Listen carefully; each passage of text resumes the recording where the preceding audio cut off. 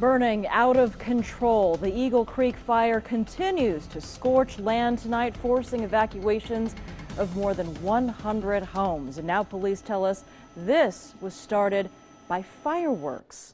Welcome to KOIN 6 News. I'm Anna Canzano. Chris Holmstrom has the night off. Here's what we know right now. That fire has burned at least 3,000 acres, an area the size of Woodburn.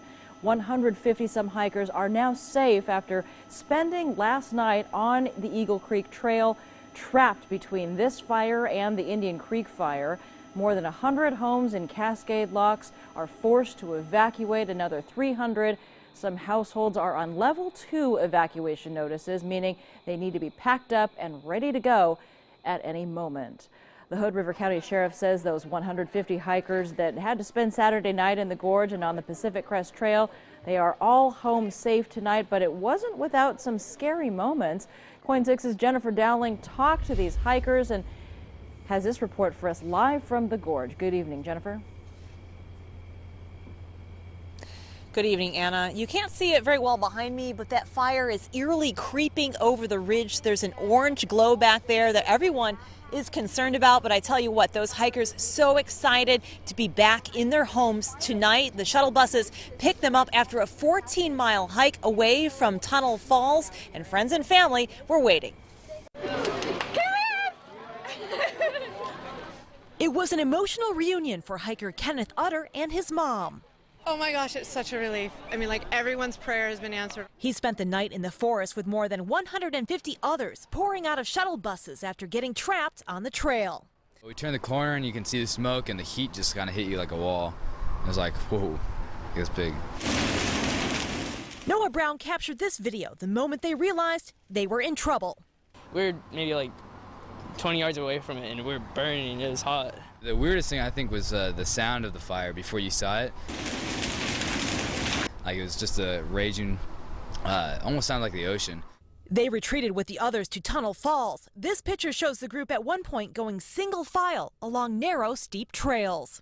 You have like a wire and then just a straight drop.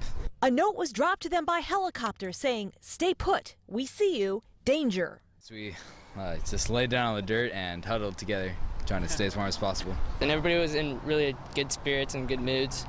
And so we kind of just helped each other. If somebody didn't have water, we'd provide it for them. Or if somebody didn't have food, we'd help out. Some had children with them, like Jeremy and Maria Berman. We went in for a swim. Yeah, we were going to go there for a few hours and ended up staying for 24 hours. Yeah. At around 5 o'clock this morning, they started hiking out. And that was a really tough hike. I mean, it was long and tiresome. And we were running out of water and food. But maybe halfway through, or like 3/4 of the way through, search and rescue found us and got us filtered water and some MRE meals. Look at them, they're super cool. I mean, all were relieved to be back after 24 hours in the woods. She did great. She was she kept us going. And he's all smiles. He said he had a good time. Lots of awesome memories. And the sheriff updated us on those numbers tonight. 5 of those people were stuck on the Pacific Crest Trail area, while the rest, they were in the gorge. And you could see they had amazingly good spirits when they got off those buses. So it's starting to cool down tonight already here in the gorge at the Bridge of the Gods. And that's what they told us was the toughest thing last night, was trying to keep warm. Again, so happy to be home. Back to you. Ironic that they were trying to keep warm when considering they were so close to a wildfire. So glad that everyone was safe tonight. Jennifer, thank you. We can tell you more than 130 families got a knock on the door in the middle of the night telling them that the fire was so close they had to get in their cars and go, taking only what they needed. They are now camped across the river at the Skamania County Fairgrounds. Our Lisa Balick spoke with some evacuees. 3 a.m. A sheriff officer came to our house and told us that we were at level 3 and we had to evacuate our house, that we only had 30 minutes to get out. 13-year-old Samuel Yucan and his family moved into their Cascade Locks home just a few weeks ago. A home now that could be gone. It's like right in the middle of the fire. It's like right there. The families who rushed out in the middle of the night can only watch with faces as grim as the sky, waiting for a glimpse of hope. Well, you can't see anything. That's the hard part. You know, usually the gorge is famous for the wind, and so I don't know if we're blessed not having the wind or if we need a big wind to get the smoke cleared so the planes can fly and drop the retardant in the water. The fairgrounds is also a temporary animal shelter with more than 35 dogs and cats and room for horses and other large animals.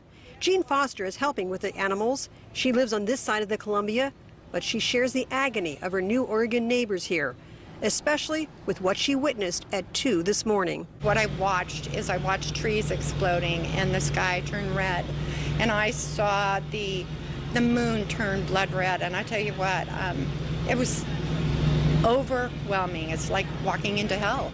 The Red Cross is doing its best to provide food, water, even air conditioning in one of the buildings here. But no one can provide what the evacuees need most, assurance their home is still standing. It's kind of scary, but last year we had one that was a lot closer to our house, and so this one I wasn't too freaked out about. As the sun starts to go down and the flames start to come out, the evacuees know it will probably be quite a while before they'll end up being able to go back home. In Stevenson, Washington, Lisa Balick, KOIN 6 News. We're learning more about the investigation into what caused this fire, and we are seeing police efforts to figure out the cause. Kevin Marnell was just finishing a hike on the Eagle Creek Trail when he heard a disturbing sound. My friend and I were hiking and we heard this loud bang. It sounded like a shotgun blast. A day hike in the Columbia River Gorge ended with Kevin Marnell and his friends witnessing the start of a wildfire. 2 people behind us saw the actual tree light on fire, like they saw flames on a tree. Marnell's group quickly made their way off the trail, warning other hikers heading up they shouldn't proceed. Some listened, others did not.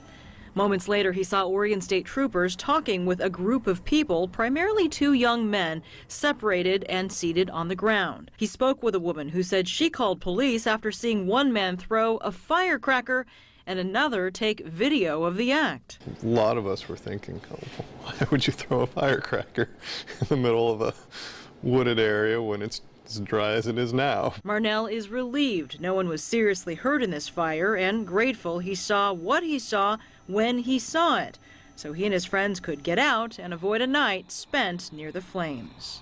I was just really happy that I had seen that fire and just thought to myself, it's time to get down immediately.